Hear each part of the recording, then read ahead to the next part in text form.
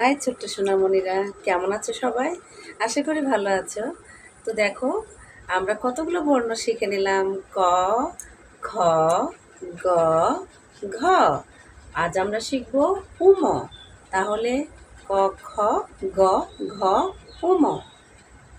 উম লিখতে আমাদের একটু সমস্যা হয়, তাই না? তোমরাও তো অন্যরকম করে লিখো, যাই হোক, যে যেমন পারো লিখো। তো আমি তোমাদের আজকে খুবই সহজ করে দেখাবো কিভাবে উমোটা লিখতে হয়।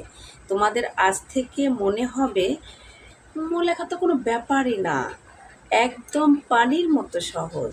তো তাহলে আমার সঙ্গে থাকো। আর কি করতে হবে তোমাদের? খাতা, পেন্সিল, রাবার, এই তিনটা নিয়ে রেডি থাকো।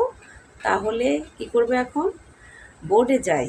চলো সবাই ফোঁটা দিয়ে বর্ণ বানাই। তো এসো, আমরা এখন ওমো লেখা প্র্যাকটিস করি। তো দেখো, এটা হলো ঘর খাতা। এরকম ঘর খাতায় আমরা একটু নিচে থেকে এই যে ফোঁটা দিয়ে নিলাম। হ্যাঁ, এটা ফোঁটা দিলাম। তারপর এই ফোঁটা থেকে এই ফোঁটায় দেখো, ঠিক এইভাবে আমরা চাঁদের মতো করব। হ্যাঁ, তো আমরা চাঁদের মতো করে নিই। এই তো করে নিলাম। তারপরে এই কর্নার ধরে এটাকে উল্টো দিকে ঘুরিয়ে এই দেখো, ঠিক কর্নার হবে না, একটু রাউন্ড করে উপরে তুলে দিলাম, ঠিক এই বরাবর। হ্যাঁ, দেখো, এই তো উমো। এটা কি হলো? উমো। ওকে, এতক্ষণ আমরা ঘর খাতায় করলাম, তাই না? এবার আমরা ফাঁকা জায়গায় করব। তো দেখো, আমি কি করছি, প্রথমে এই তো দুইটা ফোঁটা দিয়ে নিলাম। হ্যাঁ, ফোঁটা দিয়ে নিয়ে এই তো আমরা এখন চাঁদের মতো করব।